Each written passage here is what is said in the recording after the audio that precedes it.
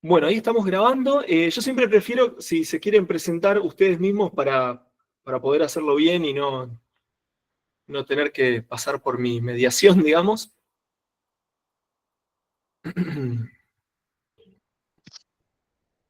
Bueno, bienvenidos, Francisco, Guillermo, muchas gracias por estar participando de este seminario. Ya, Fran, es el segundo año que contamos con tu generoso aporte. Un gusto, Guille, poder estar recibiéndote, compartiendo. Bueno, esto lo hago porque después que he grabado en un video aparte, entonces a veces no se entiende bien cómo viene el hilo conductor. Venimos de una clase que son sobre algunas generalidades, introducciones vinculadas a temas de aclimatación y de algunas afecciones más propias de la alta montaña. Y bueno, y tenemos dos charlas de dos colegas médicos que tienen experiencia con este tipo de temas. Así que bueno, te cedo la palabra, Fran, si querés empezar. Y mi motivo, quedo acá atento. Muchas Dale. gracias. Como pedidos y para el resto, si surgen dudas, lo que habíamos hablado con mi compañero era la posibilidad de quizá agruparlas al final, porque tienen bastantes temas en común y posiblemente haya intervenciones tanto de él para la presentación mía o a la inversa. Perfecto, Bueno, entonces eso está bueno porque siempre van quedando en el chat. Podemos ir haciendo las preguntas en el chat como para por ahí que no se interrumpa tanto la exposición. Y luego al final hacemos hay un ida y vuelta. bien. Fantástico. Bueno, genial. Bueno, mi nombre es Francisco Canales, yo soy médico general, me formé como médico en la UBA y después hice la residencia en el Hospital Heller de Neuquén Capital y desde que la terminé estoy en Junín de los Andes. Actualmente estoy como jefe de guardia y en tareas más de gestión hospitalaria, pero aún así continúo con tareas asistenciales por acá. Como bien dijo Ricardo, entiendo que el curso está orientado mayormente para alta montaña. Eh, en- Entiendo que nosotros en Junín y Neuquén en general podemos aspirar mucho al Domuyo y al Lanín, pero igualmente disfrutamos de las montañas que tenemos cerca y con expectativas una vez que podamos coincidir con Ricky o con quien se pueda para allá. Esto, a ver, ahí está. ¿Se ve bien la pantalla ahí? ¿Se ve bien, Fran? Quizás si querés sacar el cartelito por las dudas para que no te tape eso. Fantástico. Dale, gracias. Adelante. No sé por qué me aparecen carteles, cualquier cosa avíseme, es la primera vez que hago este tipo de presentación con Google Meet, pero bueno. Bueno, para empezar, voy a tomar eh, como para empezar una parte, disculpen que eso es la primera vez que me pasa que aparezca tan seguido este cuadrito. Eh, Ahí está. Bueno. Como le decía, voy a tomar una parte del inicio para la charla mía, una parte que tomó Ricardo, digamos, respecto a aspectos generales de salud y esto justamente cómo no requerir la necesidad de un aporte de oxígeno extra.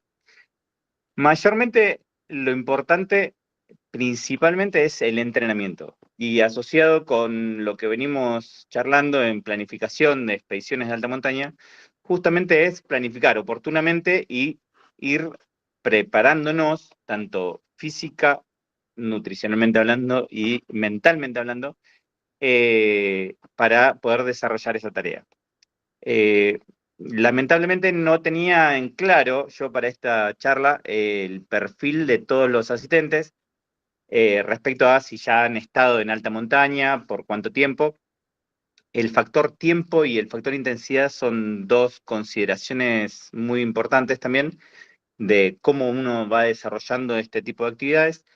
En su gran mayoría, algo a tomar en cuenta es también si va de forma recreativa, de investigación, si tiene justamente, como bien planteaba Ricardo, el tiempo para adecuar la tarea y al mismo tiempo aclimatar el cuerpo para justamente desarrollar adelante la tarea sin dificultad o mismo de forma recreativa placentera. Bueno, respecto al entrenamiento, no sé si ya lo habían planteado en algún momento, pero me pareció importante resaltarlo, el tema de la periodización, el hecho de manipular estratégicamente la carga del tiempo posible para el ejercicio. Así desarrollamos en periodos de meses, semanas, la preparación para ese desarrollo, de ese desafío. Y dentro de eso, al mismo tiempo, ir proponiendo adaptaciones graduales, de todo tipo, ¿sí? No en la carga, aclarar. Y bueno, también esto, lo que decíamos es respecto a prevenir enfermedades relacionadas con la altura, que ya lo habló Ricardo recién, el ascenso gradual. Es la principal indicación.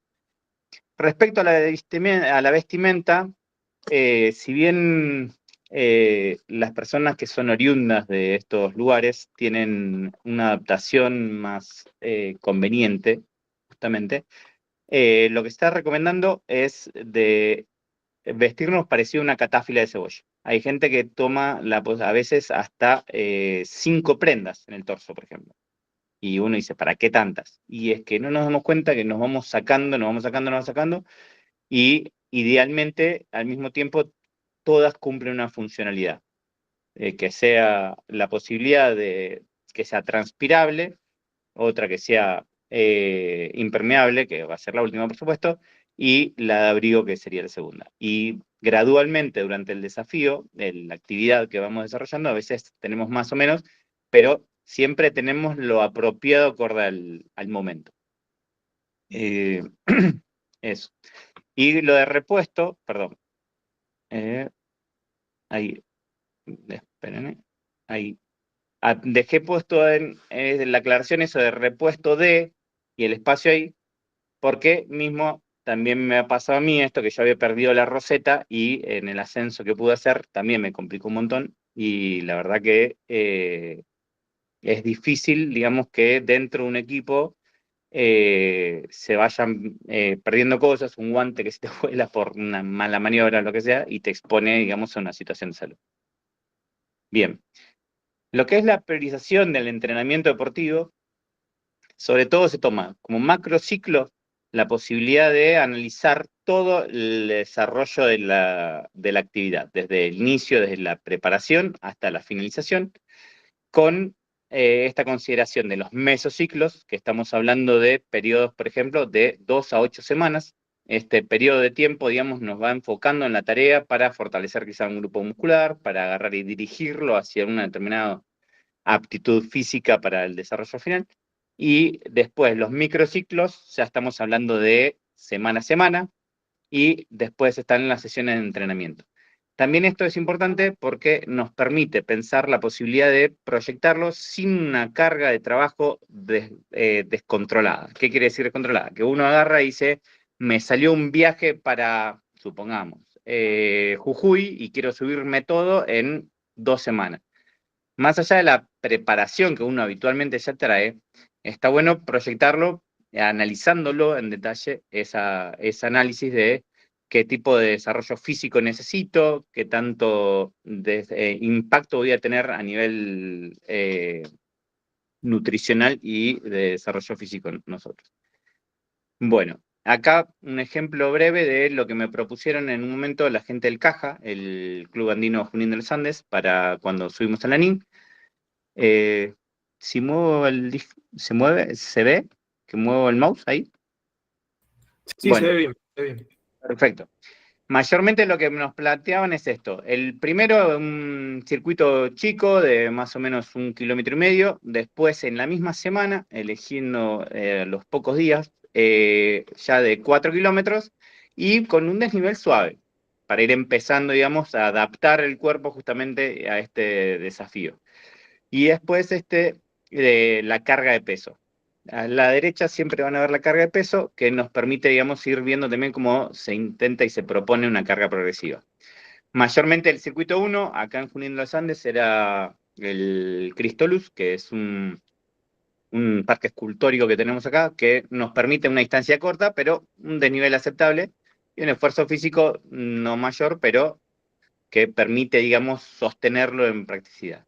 El circuito 2 era ya irnos un poco más a un lugar que se llama el Bosque de los Cipreses, que es justamente un par de kilómetros un poco más lejos, nos daban como opciones, digamos, para poder fortalecer en la tarea, digamos, la posibilidad de ir a otros lugares, pero siempre también enfocan en lo mismo que entrenar en la montaña es para lo ideal para ir a la montaña. Sí, lamentablemente muchas veces hay personas que no logran esto por justamente capaz de vivir en Buenos Aires, en lugares planos, pero hay ya alternativas de cómo tomar cualquier cerro de la localidad donde estén, es óptimo para ir preparando esto. Y después, bueno, en la segunda semana ya intentar un poco más de descanso, pero el circuito 3 que ya lleva casi 8 kilómetros, ahí ya son unas 6 horas de caminata y con un poco más de peso también para ir desarrollándolo. Después ir repitiéndolo en forma alternada, perdón, ahí. Y aumentar la carga y un poco más los desafíos cerca del final del recorrido de la propuesta. Son 7 semanas. Si se fijan arriba, esa es la propuesta de al menos mínimo 2 meses antes te tenés que preparar para ir al volcán. Lamentablemente yo esto no lo sabía tanto cuando andaba más en bicicleta con mi amigo Ricardo y nos pasaba que había mucho desnivel entre los que tenían algo más de preparación y los que no. Terminábamos teniendo una alteración, digamos, del plan estratégico armado, digamos, de la planificación, de las expectativas de dónde íbamos a llegar y todo, y eso puede pasar también tranquilamente en la montaña. Por eso es importante, digamos, que todos tengan el mismo compromiso y la misma responsabilidad. A nivel nutricional también se propone lo mismo, la periodización nutricional y justamente entrenar la parte nutricional. Como bien justo dijo Ricardo en el final de la charla previa, es muy importante no hacer improvisaciones, digamos, en lo que es ya la montaña, de empezar a probar comidas o de agarrar y ir con situaciones de salud que no permiten, digamos, un mejor desenvolvimiento físico y eso compromete el rendimiento. Respecto a la propuesta es justamente entrenar el vaciamiento gástrico, también probar con bajo contenido de glucógeno muscular o hepático, eso es se hace inclusive después una carga de glucógeno justamente para ver el impacto del desarrollo muscular que se consigue. Esto permite a múltiple nivel mayor desarrollo físico-muscular, de hipertrofia muscular y al mismo tiempo permite una adaptabilidad de los grupos musculares para la mejor eficacia en la tarea. Que mismo inclusive, como importante también a considerar a nivel físico, es que mucha gente que agarra y tiene desafíos de competencia en altura, por ejemplo, intenta entrenar en altura. Quizá no la altura final que va a desarrollar. Hablando, ¿por qué dice plan de competición? Porque esto fue de nutrición deportiva. Pero volviendo, digamos, a lo que charlamos, eh, cuando uno va a ir a la montaña, supongamos el Everest, el gradual de ascensos que debe hacerse es a tomar en cuenta, no menospreciando, digamos, o no cuidando la adaptación en cada uno para poder tener un ascenso exitoso. Bueno, como muy importante, yo intenté sobre todo reforzar esta parte de lo que bien decía Ricardo, digamos, en las presentaciones anteriores. En resumen, el mecanismo que va respondiendo el cuerpo es al factor externo de la hipoxemia que, que va generando la hipoxia que hay a nivel ambiente. La baja presión de oxígeno a nivel ambiente va generando, si nos subimos de forma repentina, justamente, lamentablemente, una oxigenación eh, inapropiada para todos los tejidos corporales y justamente también el mismo cuerpo va seleccionando a cuáles rescatar, como bien planteaba también Ricardo. En el ejemplo de arriba a la derecha, lo que plantea puntualmente, digamos, es la señal de estrés que va generando el aumento de la liberación de la hormona adrenalina, que es una simpático adrenal, se llama, que son las que generan, catecolamina también se llama, que son las que generan más desarrollo de respuestas a este estímulo y generan sobre todo aumento de la frecuencia cardíaca, aumento de la frecuencia respiratoria, Intentar también, por ejemplo, en señal de alerta, abrir los ojos, prepararse, estar en señal de alerta constante, digamos, de estímulo, y al mismo tiempo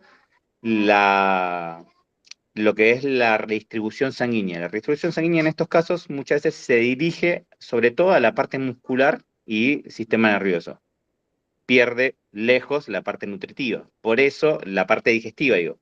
Por eso es muy importante también ir viendo esta posibilidad de adaptación gradual a las situaciones a las cuales nos vamos a exponer en el momento del ascenso.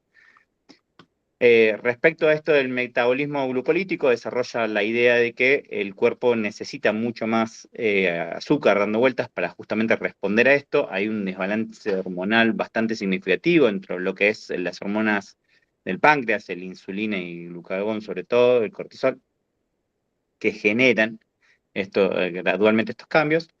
Y lo que se resalta también es mayor consumo de hierro en este estímulo que va teniendo el cuerpo, digamos, en mayor oxígeno, lo que genera es mayor eritropoyesis, que es la generación de glóbulos rojos. Y lo que permitiría gradualmente la aclimatación, como bien plantean previamente, es que ese tiempo de aclimatación es todos los cambios fisiológicos que va a permitir que el cuerpo se desarrolle habitualmente ante esta nueva situación.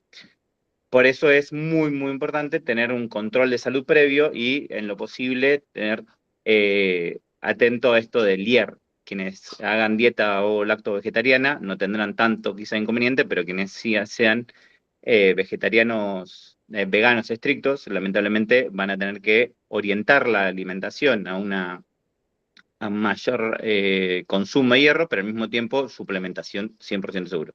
Y muchos de los que están escuchando lamentablemente esta charla posiblemente también, porque justamente según el desafío es la cantidad de días, la cantidad de glóbulos rojos que van a tener que generarse a raíz de justamente el hierro que tenemos a nivel sanguíneo, y muchas veces estamos en valores límite y no nos damos cuenta porque no lo necesitamos, hasta tanto nos exponemos a esta nueva situación.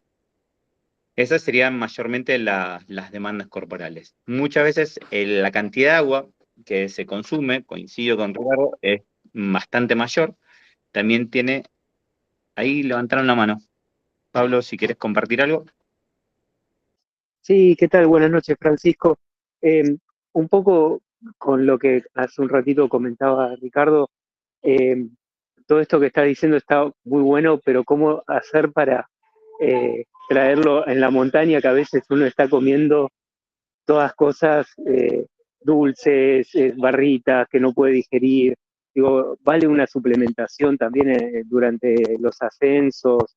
Yo en algún momento me llevé, no sé, como el Gatorade en polvo, pero es como que siento que todo no es poco. Como que si lo pienso en un entrenamiento acá en el llano, se puede pensar todo esto, pero en la montaña es como comer lo que se pueda. Bueno, iba por ahí por la pregunta, quizás lo ibas a contar más adelante, pero perdón si me adelanté. No hay problema, no hay problema. Pero sí, ahí en las próximas filminas intento desarrollar un poco esa idea. Eh, yo coincido con el planteo tuyo igualmente de que es justamente cómo uno se proyecta a ese desafío, a esa actividad. Si uno agarra e intenta reproducir la misma situación de altura, ambiente y todo de forma gradual, lo va a hacer sin ningún problema. Pero si no tenemos esa oportunidad, lamentablemente, la adaptación y aclimatación es piedra fundamental para lo que estamos hablando.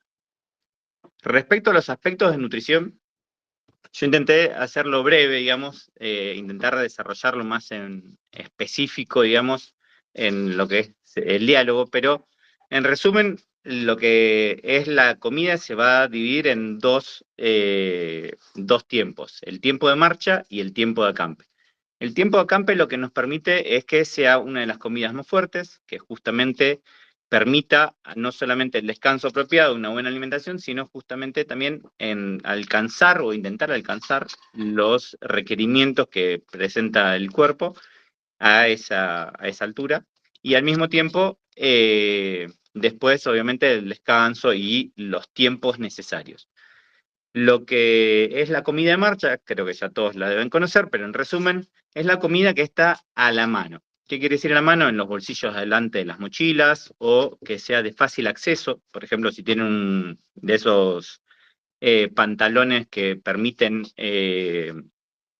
inclusive algunos que vienen con protector solar, los que tienen los bolsillos laterales y varios bolsillos más, o riñoneras, mucha gente está usando riñoneras también, permiten acceso a geles, a barras energéticas o de cereal, gomitas, inclusive las famosas gomitas Mogul ayudan a llevar más adelante, a llevar mejor esta tarea.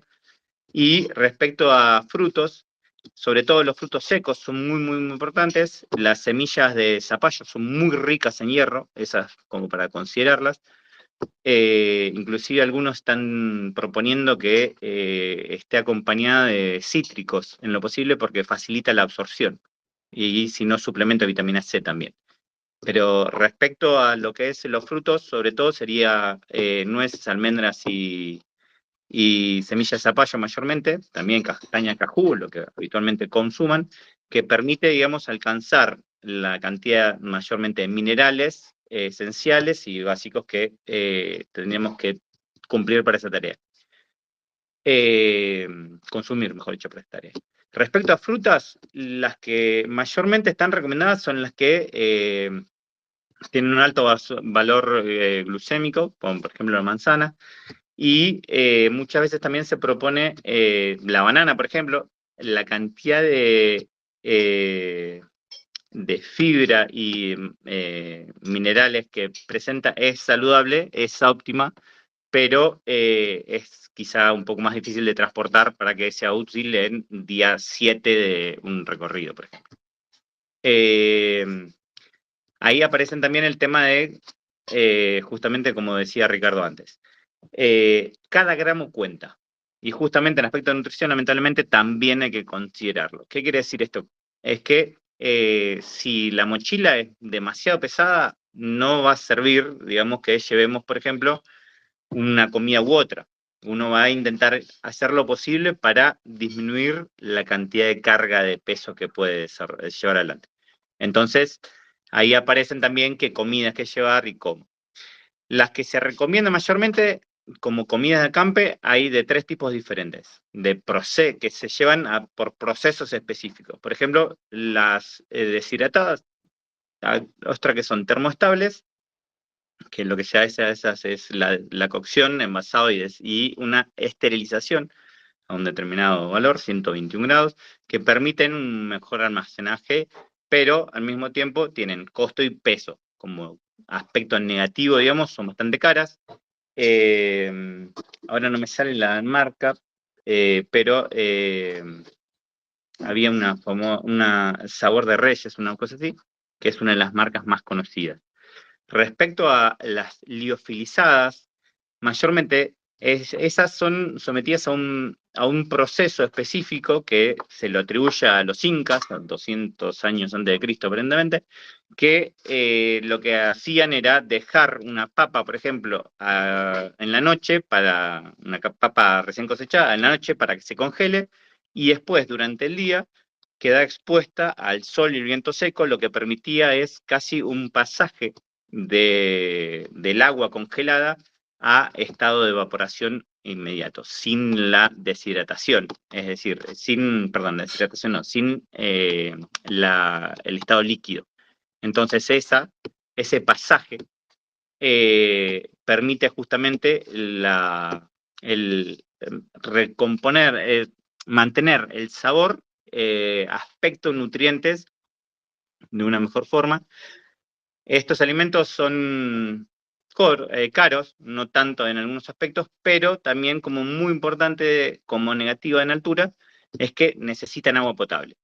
¿Qué quiere decir? Que si justamente tenemos restricciones para el acceso a esta herramienta, lamentablemente consumir bastante para poder cocinarlos, además del gas que compartía recién Ricky, lleva, digamos, a otras situaciones. Muchas veces, como muy importante, también se puede llevar el charqui o carne deshidratada, se pueden hacer con el hornito, con todo. Pastas o arroz, sobre todo, son las que tienen mayor porcentaje de hidrato de carbono. Mayormente, en términos generales, se acepta cerca de un 40% para el día a día, como recomendaciones, pero para ya ejercicios de alta montaña se está recomendando aproximadamente entre un 50 y un 60% de hidrato de carbono, inclusive hasta a veces 80%. Algunos. No seguimos a esos, al menos la gente con la que yo pude hacer la capacitación. ¿Qué quiere decir esto? Que de lo que consumamos tienen que ser hidratos de carbono la mayoría de la comida. ¿Por qué esto? Porque son los que recomponen el glucógeno de los músculos y del hígado, son los que nos dan azúcar inmediata. Lo mismo las gomitas y las barras energéticas, todo. Son comidas que son poco pobres en grasas, pero ricas o en proteínas y en hidrato de carbono, sobre todo hidrato de carbono por justamente las características nutricionales. De la forma del sistema energético que se utiliza, de oxidación, lo que nos permite, digamos, es llegar a consumir por vía aeróbica mayor consumo de energía, mayor obtención de energía con menor cantidad de nutrientes o kilocalorías consumidas. Y al mismo tiempo, el consumo de proteínas lo que evitaría sería justamente también el daño de los músculos. Ante un desafío tan significativo de esfuerzo muscular, sobre todo en alturas arriba de los 3.000 a 8.000 metros de altura, ahí lo que yo leía en unos apuntes era que, por ejemplo, como mucho se puede ir a 2,7 kilómetros por hora en una pendiente de casi 10 grados. Y el esfuerzo físico, contando la mochila, contando las distancias y todo, es tan alto que empieza a haber lo que llamamos catabolismo proteico, es decir, se empiezan a dañar los músculos y ese daño muscular, más allá del riesgo para el cuerpo que puede generar, habla de daño justamente muscular que obliga, digamos, a generar una reevaluación de la alimentación y al mismo tiempo del desenvolvimiento físico, porque va a generar más fatiga, más compromiso, dolores y calambres y otros problemas de salud. Inclusive, si es tan importante, puede generar hasta daño renal con insuficiencia renal aguda. Respecto a los alimentos recomendados, ya sea liofilizados, deshidratados, no hay una recomendación específica. Lo que conviene es encontrar un equilibrio entre lo que uno puede y lo que uno necesita.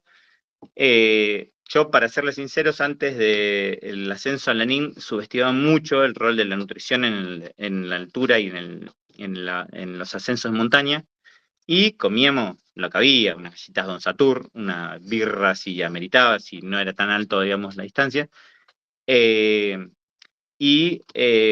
que nos pasó en esa oportunidad fue que nos recomendaron comprar paquetitos chiquititos de productos de tipo 2 anclas que vendían locro o carbonata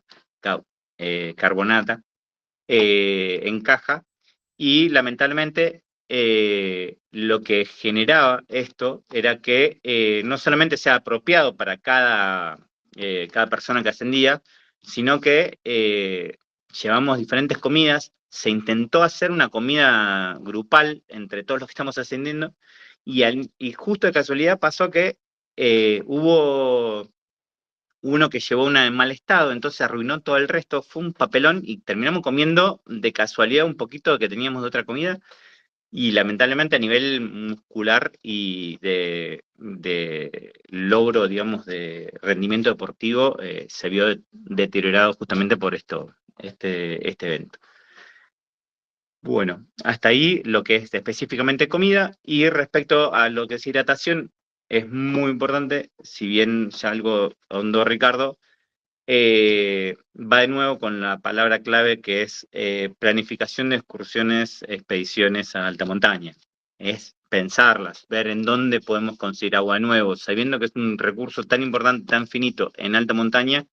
No podemos darnos el lugar a que limpiemos oportunamente una fruta o la comida, mismo cocinar con casi 300 mililitros de agua que nos está faltando para consumir, es importante. Después mi compañero va a también compartir un poco cómo es el abastecimiento del agua respecto a la Aconcagua, pero en general en casi todas las montañas hay dificultades para el acceso. El cuadro que compartía acá abajo también es algo muy importante. ¿Por qué? Porque respecto a los minerales, algo sumamente importante que descuidamos es la cantidad de minerales que perdemos con el sudor.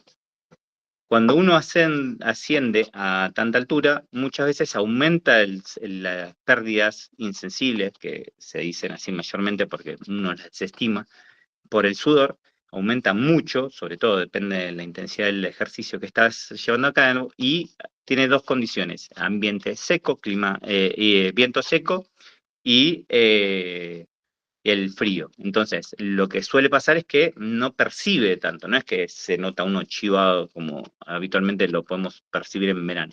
Entonces eso hace que perdamos bastante líquido, y más allá del líquido también todos los minerales relacionados, que sería sodio, potasio, magnesio y calcio también.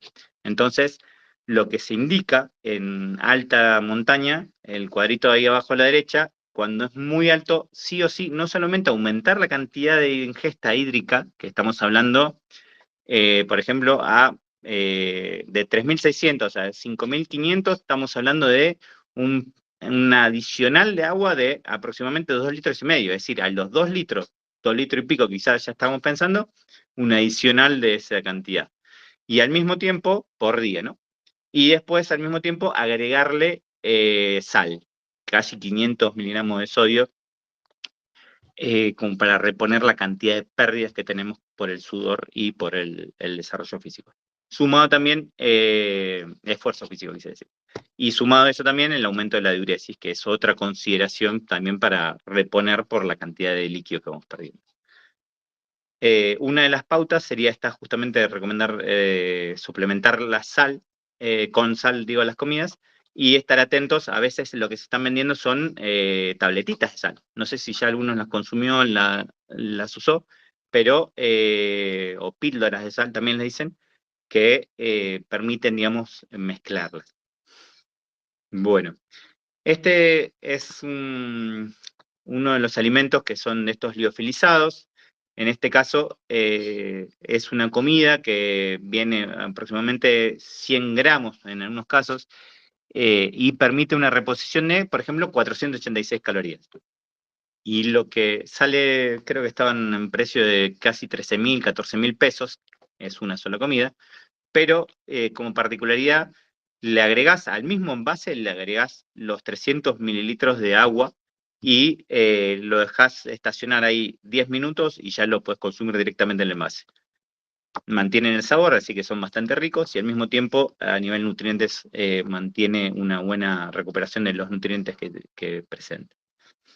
Bueno, respecto al agua, algo que agregué ahí a último momento para la presentación, después de lo que compartía Ricardo, es algo que muchas veces subestimamos también, pero si tenemos acceso, por ejemplo, en el Norte, a más ríos, a más corrientes de agua, una de las alternativas también es intentar conseguir uno de estos. Obviamente esto no va a servir tanto si estamos hablando de alta montaña, pero para momentos donde tenemos una altura que permita la circulación de agua y no el congelamiento, pueden ser óptimos el uso específico de filtros. Este es el precio de hoy. En una de las publicaciones que tomé yo, de curioso y también por intentar tener alguno de estos para situaciones a las cuales intento proyectar, me compré 3, 4 en envío internacional y salen 23 a 30.000 pesos. No salen esto específicamente porque compré más, pero bueno, específicamente ahí estaría una de las propuestas. Esta empresa es europea y es famosa en justamente filtros de agua, y absorben hasta microplásticos. Bueno, como complemento, intento ser breve, creo que me estoy pasando el tiempo. Como complemento a lo que venía compartiendo, hubo un estudio que estaba analizando más temprano Respecto a esto de cuáles son las casuísticas más comunes de consultas a equipos de salud en ascensos. Y hubo un estudio en España, en los Pirineos aragoneses, que entre julio de 2010 y diciembre de 2016 hicieron un análisis de 200, casi 80, 279 pacientes que fueron a rescatar, a bajar, digamos, por situaciones de salud, y de esos solamente 8 fueron patologías médicas no traumáticas. Está la aclaración de nuevo, son 3.800 metros sobre el nivel del mar. No llegan a los 4.000 o arriba de los 4.000, que es lo que estamos analizando en el curso, pero al menos nos da un poco de estadísticas. Y respecto a esto, quiere decir que el 92% fueron mayormente traumáticas, es decir, accidentes relacionados con caídas, con alguna caídas propias o caídas de rocas u otros problemas de salud, y requirieron ya situaciones de mayor complejidad con daños muy importantes. Respecto a... Bueno, ahí Arévalo quiere compartir algo. Bueno, Fran, ahí como para dar un dato extra, ahora con todo el tema de los youtubers, de la gente que le gusta subir cosas a las redes, en lo que es los Alpes, este año, la verdad que han habido muchos rescates en cuanto a la parte más traumatológica. Los equipos de rescate han estado a full, digamos, por el hecho de que la gente se expone muchísimo con tal de sacarse una foto y subirla a las redes sociales. No tienen en cuenta por ahí las precauciones necesarias como para, o sea, quieren la foto, digamos, quieren sacarse la foto un poquito más arriba de otra persona que se la sacó, subirlo a las redes y eso conlleva un peligro importante. Se duplicó, se triplicó muchos los rescates esta última temporada en lo que son los Alpes, por ejemplo. Los equipos no estarían dando abasto, muchos muertos también, y bueno, por todo esto que representan, ¿no?, las redes sociales. Por otro lado, acá vos estás diciendo que en los Pirineos, es decir, son montañas, si bien no son tan altas, principalmente lo que pasa acá son las patologías traumatológicas, es decir, los accidentes. Es totalmente opuesto a lo que pasa, por ejemplo, en el servicio en Aconcagua, que lo que más tenemos en un 90%, no lo sé realmente, pero en la mayoría de los casos, eh, todos los clientes, administrados, pacientes que se atienden no son traumatológicos, sino son más bien, digamos, cuestiones relacionadas con el mal agudo de montaña, edema cerebral, edema pulmonar y otros. Y un porcentaje muy, muy chiquito sí es traumatológico, a diferencia de lo que pasa ya en Europa, ¿no es cierto? Como dato ahí que suma. Dale, gracias. Sí, la idea mía era traer a colación un poco de estadísticas de algún lugar que trabajé a abordajes de alta montaña.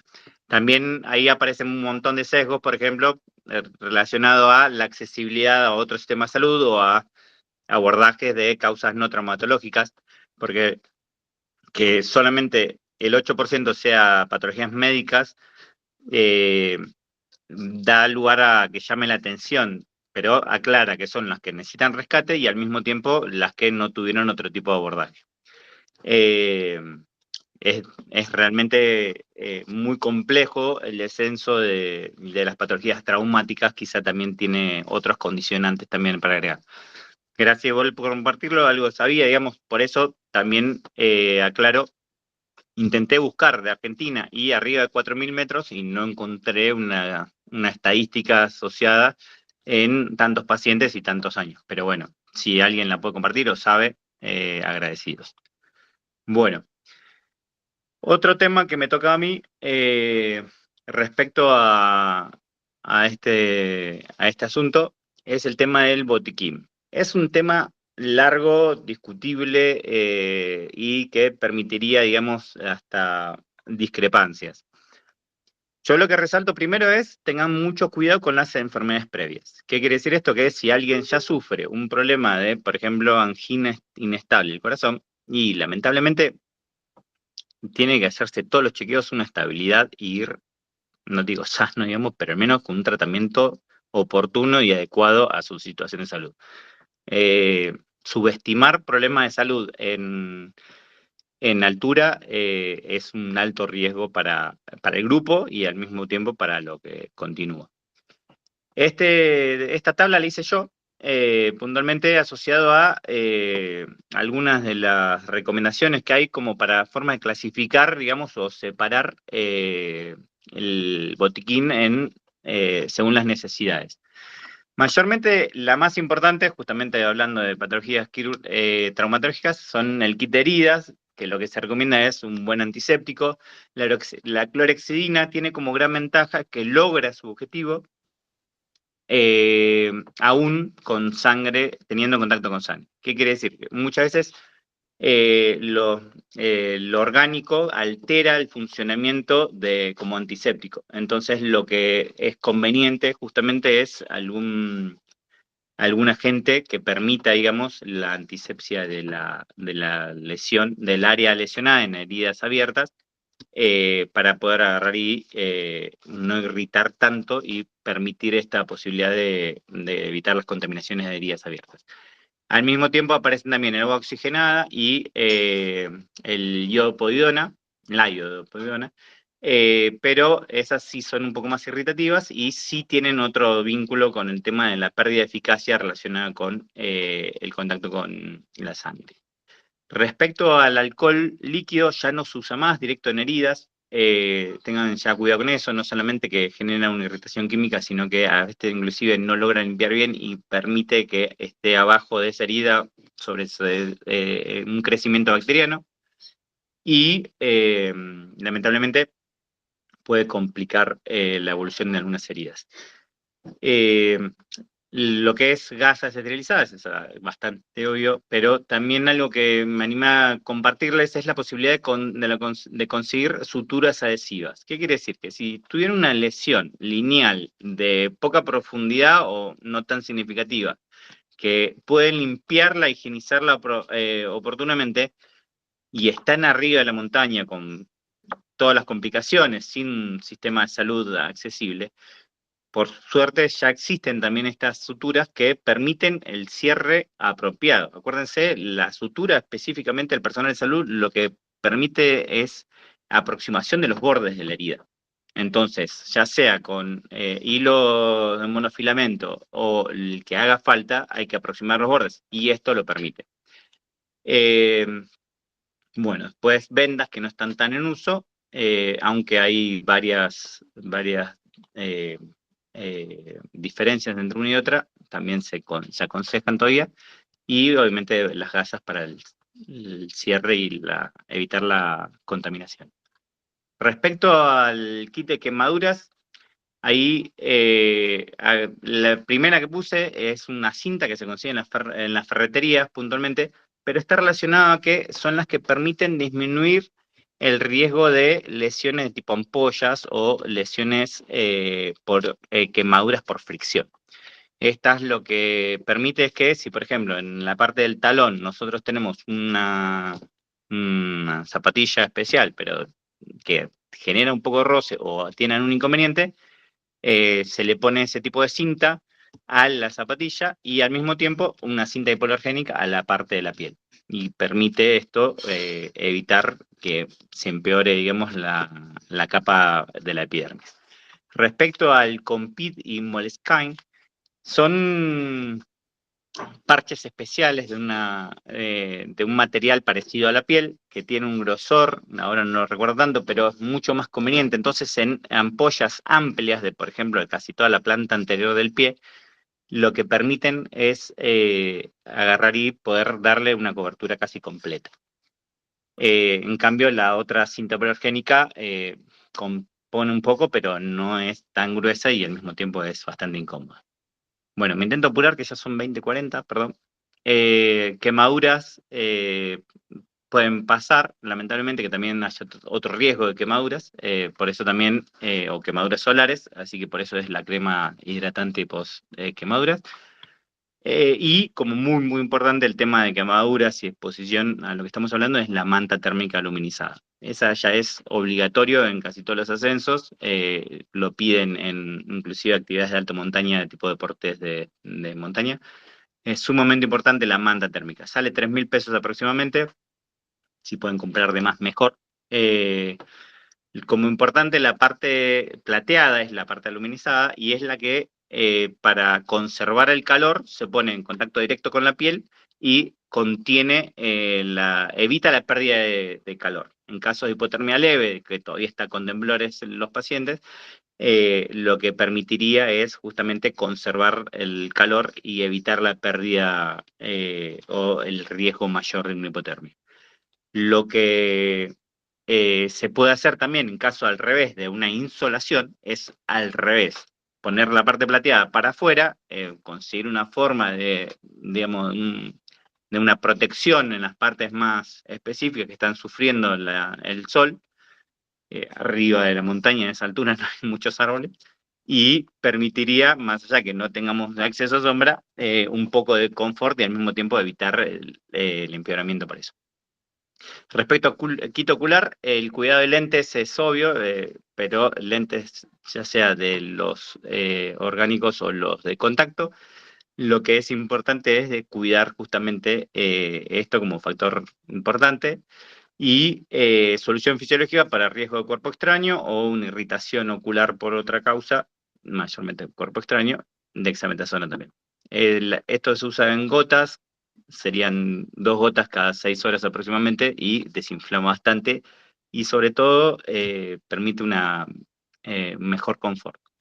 Respecto a los lentes de sol, eso también lo puse como muy importante. Ya en el Lanin están pidiendo nivel 4 protección, es uno de los mayores y evita las queratitis solares.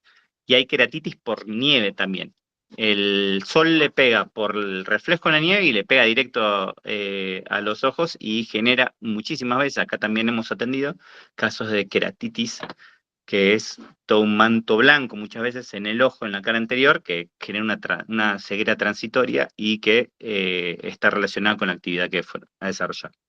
Respecto a las diarreas y otras, ya también fue planteado, las pastillas potabilizadoras son de las más importantes.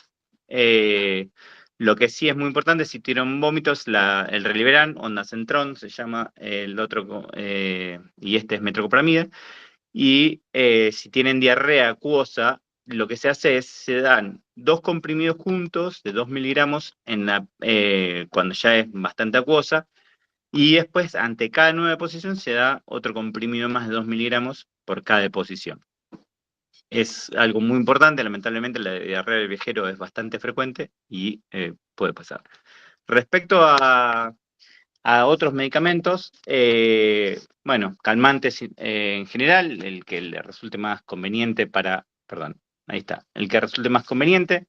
Mayormente lo que se recomienda es diclofenac, paracetamol como los mejores. El paracetamol sobre todo evita el paso, el daño en el estómago y en el tubo digestivo mayormente, obviamente con dosis dependiente. El diclofenac, sin embargo, sí genera es más potente, más gastritis y a veces, lamentablemente, como se está investigando actualmente, los AINES están generando dificultades intestinales y daño poco esclarecido actual. Si hay picaduras o una reacción alérgica, la difenhidramina es uno de los medicamentos que se suele dar y al mismo tiempo se da con un corticoide, puede ser dexametasona u otro, que controla el desarrollo del proceso inflamatorio. Respecto a Milanta, es por riesgo de acideces, son todos mayormente tratamientos sintomáticos.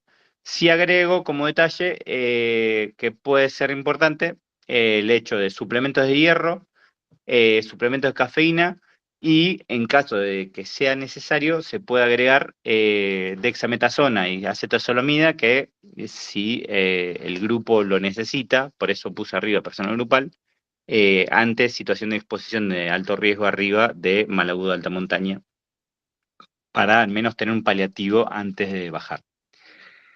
Perdón que vaya rápido, al mismo tiempo, más allá que es retarde, también tengo 3% de batería, así que lo intento ser breve. Respecto al torniquete, obviamente depende de qué actividad van a desarrollar. Si van a desarrollar, por ejemplo, escalada, es una de las alternativas. Estas son las suturas, los hilos de sutura que le decía, de tipo adhesivas, que van varias y permite el cierre completo.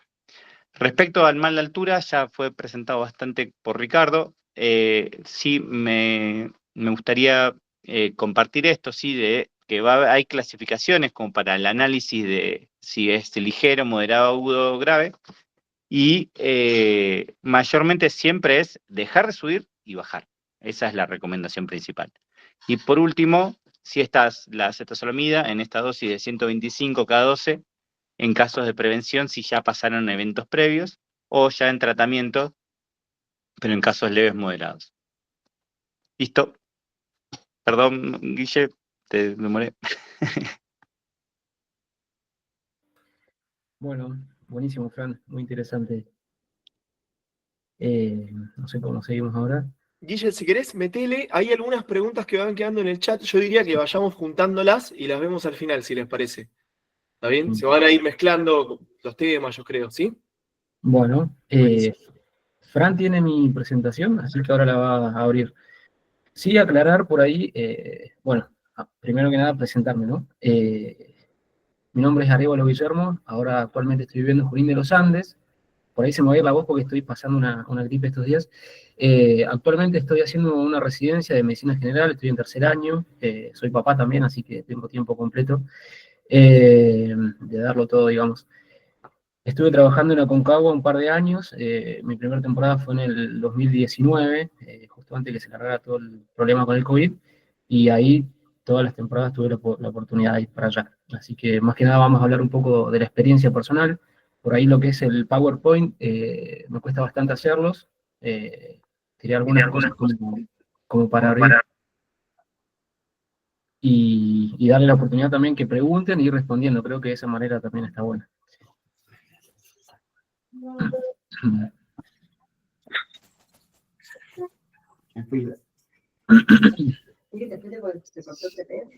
Tiene mierda, 40 minutos, más de 40 minutos.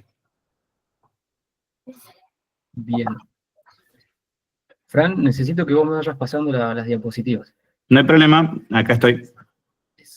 Bueno, hay como una breve introducción, más o menos como para romper el hielo. Principalmente vamos a hablar de Aconcagua, que es lo que más me representa en cuanto a la altura, y es lo que más experiencia tengo.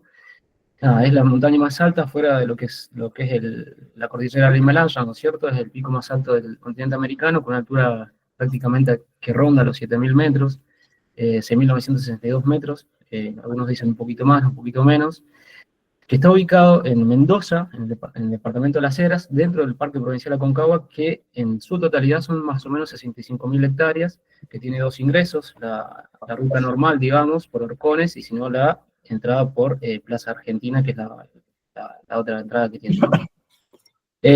La primera ascensión que tuvo fue en 1897, la hizo el suizo Matías Zurbriggen, y nada, después me faltó decir que compone la parte de los Andes centrales, junto con lo que es el Mercedario, Tupungato, y un número importante de 5.000 que hay alrededor. Muy importante de lo que es el Aconcagua es su clima frío y seco, que interfiere mucho en lo que es la presión y la hipobaria, que lo diferencia mucho también de lo que es el Everest, por ejemplo, que es un poquito más húmedo y cambia mucho también la percepción de la altura. Por la noche hace mucho frío, más si hay viento, la sensación térmica baja un montón y nos predispone a lo que es la hipotermia y su posterior congelamiento de los sandinistas, ¿no? Es como una breve introducción para romper el hielo y después seguir con el resto de lo que viene ahora. Ricardo, vos si querés me puedes ir parando, me puedes ir consultando y vamos charlando de lo que sea. Buenísimo, Guille, dale. Gracias. Acá voy tirando unas fotos y voy comentando más o menos a qué hacen referencia, pero bueno, por la entrada de Horcones, lo principal que vemos, la imagen en la parte superior izquierda, es el primer campamento que tenemos, que queda a los 3.400 metros, que es Confluencia. Lo que se recomienda acá es que generalmente los sandinistas duerman a los 2.700 más o menos, que es lo que está a Puente del Inca, una noche. Al otro día vayan hasta Confluencia, que estamos a 3.400, duerman ahí, ¿sí? Obviamente mientras tanto se tienen que hidratar, no hacer ejercicio físico excesivo como para darle al cuerpo el tiempo de aclimatación necesario. Con una noche de descanso, al otro día lo que se hace, si vemos abajo, se hace la caminata hasta Plaza Francia, que se toca más o menos los 4.200 metros, ¿no? Para volver a dormir posteriormente a Confluencia una noche más. Entonces, está copado ese plan porque lo que hacemos es, llegamos a la altura, dormimos ahí, tocamos más altura y volvemos a dormir a Confluencia, que sería lo ideal como para ir con estos dientes de sierra que se llama, ir tocando altura y dormir un poquito más bajo. dándole el tiempo necesario al cuerpo para que aclimate un poquito mejor, ¿no? Se puede ver acá en la imagen de la que está arriba a la derecha, que hay un montón de carpas, un montón de domos, hay una casita en el fondo que es guardaparques. Confluencia no es tan grande, es uno de los campamentos más chicos, más de los más lindos que hay, tiene vegetación, cosa que no va a haber más arriba, ¿no es cierto? Si querés, Fran, pasame a la siguiente. Cuando seguimos la caminata, que ya nos vamos, por ejemplo, de Confluencia a Plaza de Mulas, que más o menos tenemos unas 8 horitas, 9, dependiendo el ritmo, ya vemos que no hay vegetación acá, que cambia totalmente. Estaríamos llegando más o menos a los 4.200 metros de altura, que fue lo que tocaríamos el día anterior en Plaza Francia. Bueno, ahora llegamos a Plaza de Mulas y nos correspondería dormir acá, ¿sí? Ya durmiendo en una cota mucho más importante de altura.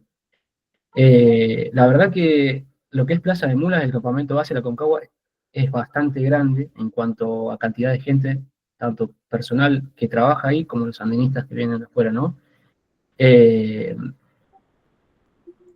Prácticamente Plaza de Mulas está sobre un glaciar. Si vemos las carpitas ahí, está todo sobre tierra. Debajo de esa tierra es un glaciar enorme que hay, ¿sí? Que muchas veces está discutido, hay problemas porque obviamente quieren conservar el glaciar, se contamina un montón, el paso del hombre por ahí deja su huella, ¿no es cierto? En las imágenes de abajo, vamos a seguir viendo, ya nos vamos un poquito más arriba, tenemos el campamento Nido de Cóndores, que queda aproximadamente a los 5.500 metros, que sería el campo 2 de Aconcagua, y abajo a la derecha ya tendríamos lo que es Cólera, que es un campamento de más altura que está prácticamente a los 6.000, y uno optaría por dormir en Cólera o en Nido de Cóndores, y desde ahí poder tirar la cumbre, ¿no es cierto? Bueno, me adelanté un poquito. Algo que quería aclarar es que cuando el andinista llega a Plaza de Mulas, lo que tiene que hacer es descansar, dormir 1, 2 o 3 noches, tocar los 5.000, es decir, hacer un porteo a Nido de Cóndores, bajar, ir hasta el Cerro Bonete, que tiene 5.200 metros, y bajar, y posteriormente se le hace el control médico, ¿sí? Uno para poder evaluar al andinista lo que tiene que hacer es mínimo darle 6 horas a la llegada, al arribo de la altura, programarle el turno, y posterior a que haya tocado más altura y a que haya dormido 1 o 2 noches en campo base, se le hacen los controles médicos para ver si está apto o no para seguir subiendo, ¿no? Algo importante, que lo vamos a ver ahora un poquito más adelante también, es la escala que utilizamos nosotros para decidir si el andinista sigue o no, es la escala de Lake-Lewis, que lo más fácil es que si la escala nos da que tiene un mal agudo de montaña leve, el andinista podría seguir tranquilamente. Pero si tuviera un mal agudo de montaña severo, se baja. El tema es qué hacemos cuando el mal agudo de montaña es moderado, que son los famosos grises que se llaman, ¿no? Ahí lo que podemos hacer es retardar un poquito el ascenso, hacer que el andinista se quede unos días más en Plaza de Mulas, favorecer la hidratación. Podemos iniciar un tratamiento con acetazolamida, ¿sí? Podemos ir controlando al andinista y ver cómo evoluciona. Obviamente, si evoluciona favorablemente, seguiría hacia la altura, y si tiene alguna situación, obviamente se baja. Pero bueno, ahí esos son los grises que nosotros tenemos que manejar y hacer la prevención por sobre todas las cosas. Voy un poquito rápido por cuestiones de que entiendo que hay poco tiempo, ¿no? Fran, si querés pasarme la otra. Este es un pequeño mapita dibujado, que lo que solemos ver acá, si vemos abajo, está el campamento Plaza de Mulas, que es el campamento base, donde están todas las empresas, donde está el servicio médico, y donde hacemos los controles, ¿no? ¿Qué se hace? De Plaza de Mulas se dormiría en campo 1, que es Plaza Canadá, que estaría a los 5.000 metros. Ahí más o menos no estamos superando los 600 metros de altura. Si el andinista se encuentra bien, después nos iríamos hasta el Nido de Cóndores, que es el campamento 2, que estaría a los 5.570 metros, para pasar 1 o 2 noches más, dependiendo si hay ventana o no de clima. La opción que hay es tirar cumbre desde Nido de Cóndores o seguir subiendo hasta el campamento 3, que es Cólera, que está prácticamente a los 6.000 metros. Son las dos opciones dependiendo lo que quiera el andinista, si tirar cumbre un poquito más abajo, que requiere un poquito más de desgaste físico, pero nos favorece a que vamos a tener un mejor descanso en la noche. Por ahí no dormir a los 6.000 metros, uno no duerme, sino que pasa la noche como puede, se nota mucho más el efecto de la altura, el desgaste que tiene, es mucho más frío, capaz que no hay tanta agua. Por eso yo, personalmente, y lo que es patrulla de rescate, también optan por dormir en Nido de Cóndores, que por lo menos descansás un poquito más tranquilo, son 500 metros menos de desnivel, y tirar desde ahí, ¿sí? Bueno, la mayoría opta también por ir a Cólera, a ganar esos 500 metros, que son más o menos 1 o 2 horitas de caminata, y pasar una noche por ahí no tan agradable, al otro día tirar cumbre. Bien, seguime a la otra, por favor. Este es el objetivo de todo andinista que va a la Concagua, ¿sí? Muchos no son montañistas, sino que son aficionados, son youtubers, esto que decíamos hace un rato, y lo único que por ahí les interesa es la fotita en la cumbre. No me parece mal, pero me parece que no son totalmente conscientes en lo que conlleva hacer una cumbre en la Concagua, ¿no? Quizá uno cuando ve las fotos de la cumbre de la Concagua, ve una persona que está saludando, contenta, que está en la cumbre de la Concagua, se le ponen muchos likes y todas esas cuestiones, pero no ve lo que ha pasado detrás, ¿no es cierto? Quizás una persona que en lo que fue el ascenso tuvo un edema pulmonar, tuvo un edema cerebral. Quizás la misma persona que se sacó la foto en la cumbre no recuerda haber llegado a la cumbre, la llevaron prácticamente tirando. Muchas veces a los guías, al momento de, digo, pasa de todo realmente arriba de la Concagua. He visto y me he enterado muchas cosas que, por ejemplo, a los guías les ofrecen plata con tal de que los lleven hasta la cumbre, ¿no es cierto? Y obviamente uno trabaja por plata, ¿no es cierto? ¿Qué suele pasar? Llegan a la cumbre, hacen el edema cerebral, no pueden bajar y terminan con una víctima más en el entorno. La imagen superior de la izquierda es la parte previa a lo que es la cumbre de la Concagua, que es el Filo de Guanaco, ¿sí? Ahí vemos lo que es la cumbre sur de la Concagua, que es un poquito más baja, y tenemos una trepindanga chiquitita antes de llegar hacia el Cóndor, que está ahí. Siguiente plano. Bueno, ¿qué servicio se le ofrece a lo que es el montañista o a los turistas que suben a Concagua? Primero que nada, tienen guardaparques, dependen de la provincia de Mendoza. Lamentablemente, los guardaparques hoy en día están muy precarizados, los sueldos son ridículamente bajos, y nada, están la mayoría en negro, ¿no es cierto? Pero hacen un trabajo excelente. Lo que hacen acá es el check-in, el check-out, control de la basura, controlar que las empresas cumplan con lo pactado, con los residuos, control de mulas, ¿sí?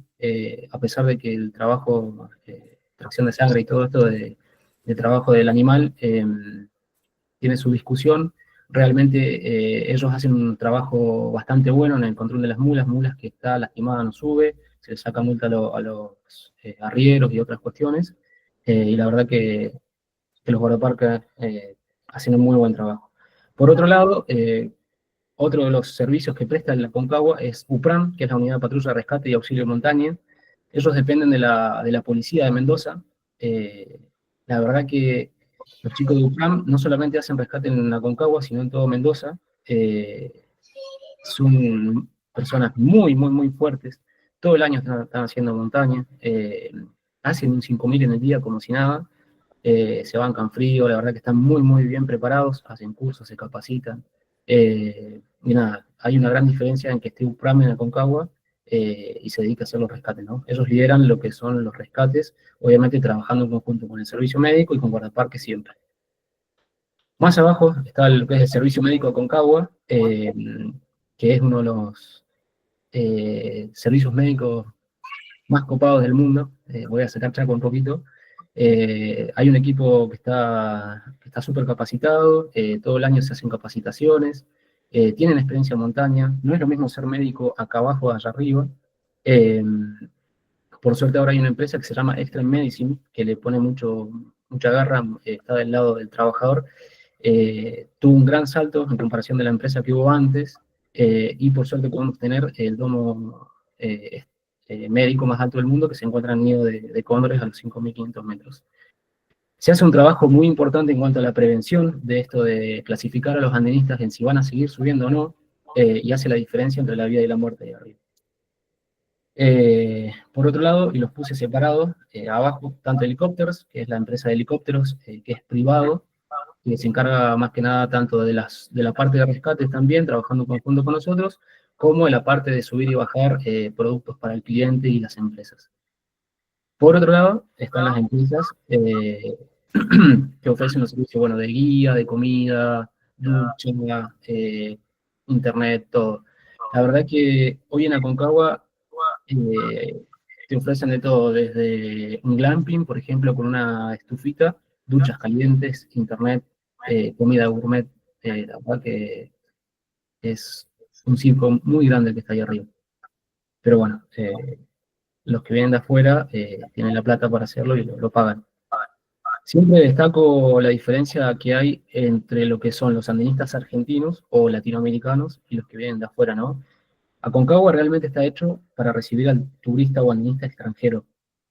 Uno como andinista argentino o latinoamericano tiene que dejar un riñón prácticamente para ir a Aconcagua, tiene que vender un auto, tiene que pedir un préstamo. eh, es el doble, le cuesta el doble. Por eso yo siempre, por ahí como que le tengo más aprecio al andinista latinoamericano o argentino por el esfuerzo que les conlleva llegar allá. Eh, no sé, la vestimenta no es lo mismo lo que tenemos nosotros disponible en Argentina que lo que trae, por ejemplo, un francés, con la cantidad de productos que hay allá, o un norteamericano, por ejemplo, ¿no? Pero bueno, no, aclara eso nomás.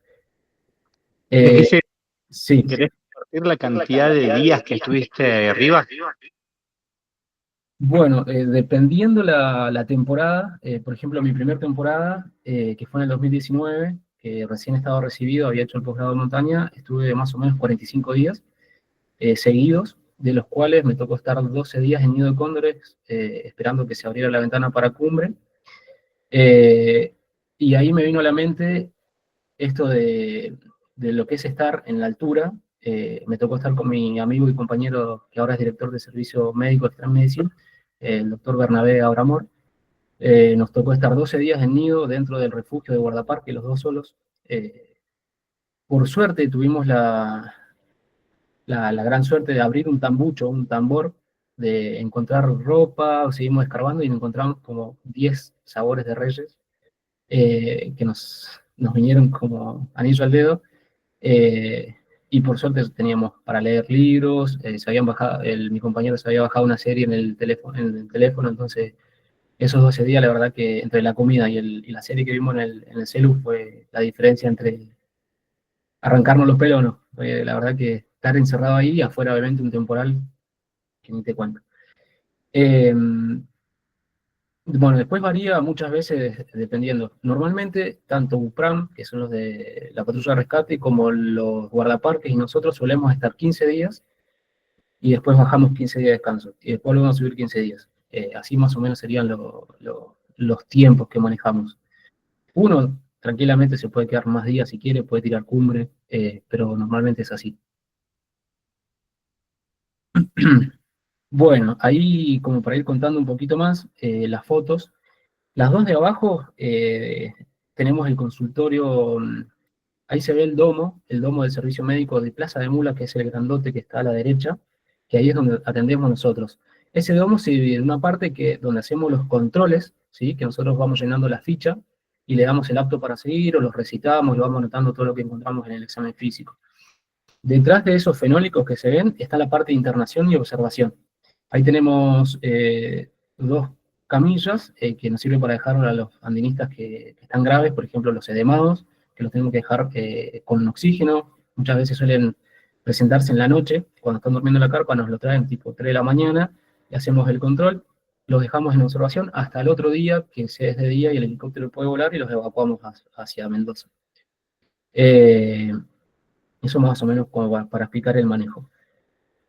Algo muy importante es la imagen que está arriba de los dos chicos que están porteando. Bueno, ellos son porters, ¿sí? Los porters son los encargados de llevar todo lo que es carpa, comida, agua, insumos hacia la altura. La verdad que son los porters son los que más fuertes están en lo que es la altura, ¿no es cierto? Imagínate que están casi todos los días porteando cosas a la altura, cargándose promedio 25 kilos, 30 kilos, están más que entrenados, podrían tirar tranquilamente una cumbre desde Plaza de Mulas, hacer Plaza de Mulas, cumbre Mulas, y no les pasaría nada, pues están tan bien aclimatados y tan entrenados que son prácticamente las personas más fuertes de Aconcagua.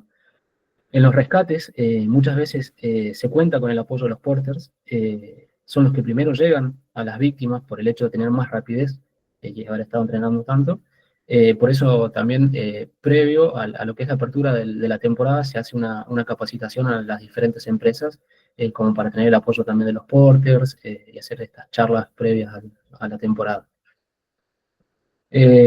Bueno, está la empresa Helicopters, como habíamos dicho, que está presente en los rescates, siempre y cuando el clima lo permita. Después, la imagen del medio es un patrulla de rescate, es el Coco, que ellos tienen su base al otro lado de Plaza de Mulas, atrás del hotel abandonado que hay. Ellos tienen la base ahí porque tienen una mejor visión de lo que es la cara oeste de la Aconcagua, que es la ruta normal. Entonces ellos tranquilamente en la noche pueden ver luces que quedan, por ejemplo, en la ruta arriba, y empezar a llamar, decir, che, estamos viendo luces, seguramente hay un andinista extraviado, ya se empieza a armar el operativo rescate y cuestiones. ¿Qué más? La última imagen de abajo a la izquierda es lo que es Plaza Argentina, que sería el ingreso por la otra quebrada. ¿Sí? La verdad que es muy, muy bonita, es un poco más larga. No es tanta la carga de andinistas que va por ese lado, pero la verdad que es muy, muy, muy bonito. La diferencia, a mí me gusta mucho Plaza Argentina porque uno se levanta con el solcito. En cambio, porque queda, digamos, en la este de la Concagua. En cambio, Plaza de Mulas, al quedar en el oeste, el sol aparece recién a las 11 de la mañana. Y la verdad que salir de la carpa, ponerse la ropa y todo, agarra un rosquete que no tengan salir de la carpa. Pero bueno, Plaza de Mulas es donde se aprende realmente todo, ¿no? Bueno, arriba a la izquierda tenemos Nido de Cóndores, que esa casuchita que se ve es el refugio de lo que es la patrulla de rescate. Siempre hacemos base ahí, y andenista que uno puede sacarlo, lo lleva ahí porque tenemos calefacción, tenemos gas, podemos cocinar y podemos calentarnos, ¿no? Y bueno, si querés pasarme a la otra, Fran. Bien, en cuanto al servicio médico, estamos, primero que nada, para los controles de andinistas, que los tienen que tener sí o sí, ya empezamos desde Confluencia, controlándolos. Llegan a Plaza de Mulas, también se le hace un segundo control, ¿no es cierto? Obligatorio. Ahí nosotros vamos filtrando quién sube, quién no sube, y vamos haciendo tratamientos a la vez. ¿En qué consisten los controles? Primero, la anamnesis, que es la entrevista al andinista y al guía, ¿sí?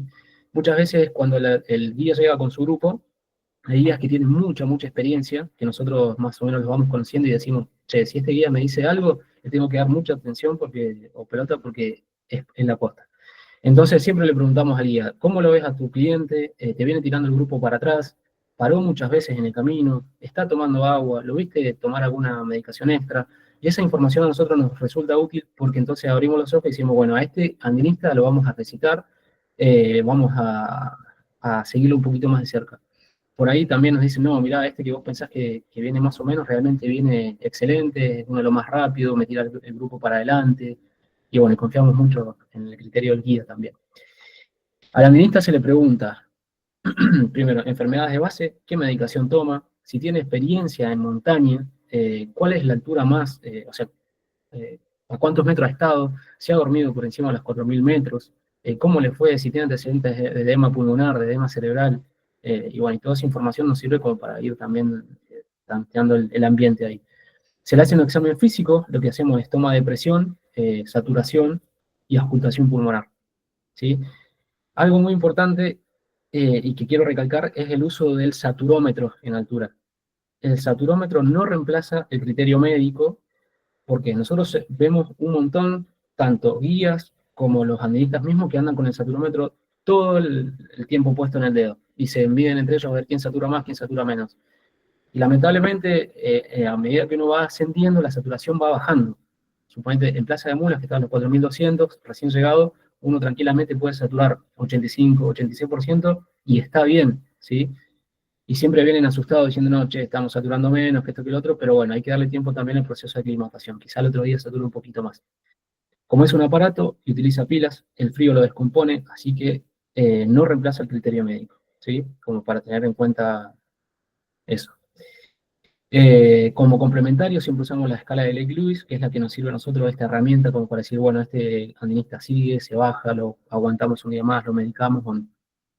Eso más que nada en la parte de controles. Siempre se le recomienda a los andinistas en la parte de aclimatación tomar 1 litro de agua por cada 1.000 metros de ascenso. Vamos a dar un ejemplo. Estoy en Plaza de Mulas a los 4.200 metros y por lo menos ese andinista por día, tanto en el día como en la noche, tiene que rondar los 4,5 litros de agua. En la noche también se hidrata, lamentablemente hay que levantarse al baño, pero hay que seguir hidratando, ¿sí? Es la clave para la aclimatación. La estadía la velocidad, obviamente, de la altura alcanzada, y la hidratación es lo principal para aclimatar mejor.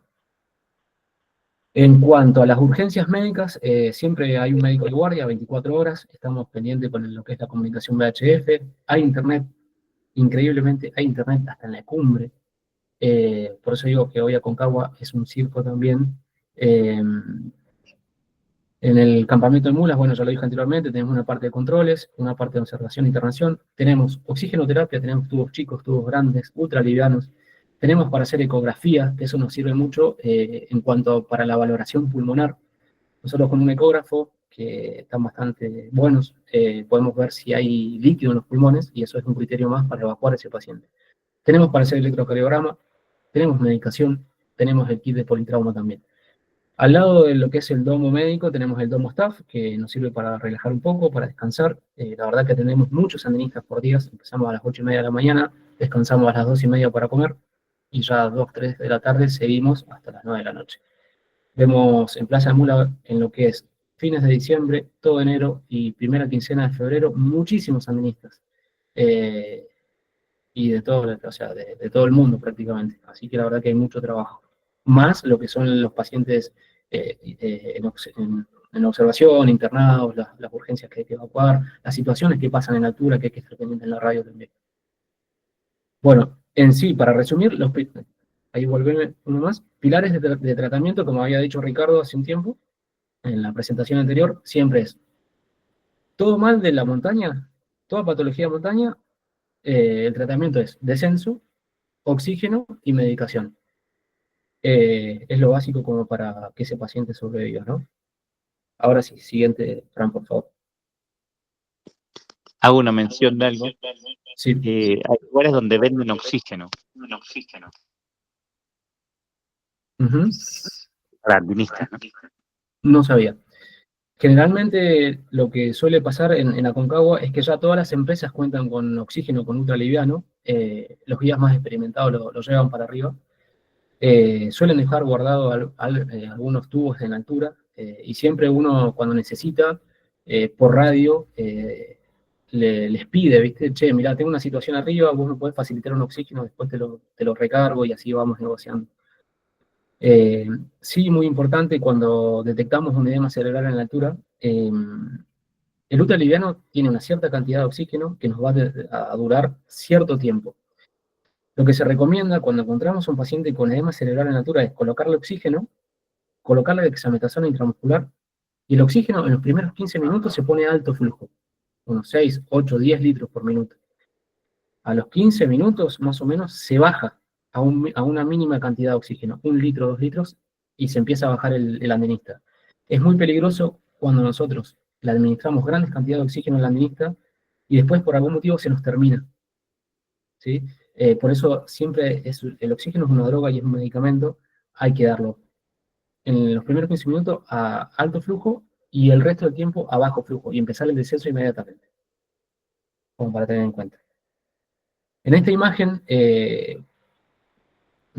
podemos ver dos andinistas que venían juntos, tiraron cumbre, se puede ver en el de la izquierda, el muchacho iba con antiparras, si ustedes le ven los ojos, no tiene patologías, sí está afectado lo que es punta de la nariz, el pómulo, el cachete, y es un congelamiento el que tiene este chico.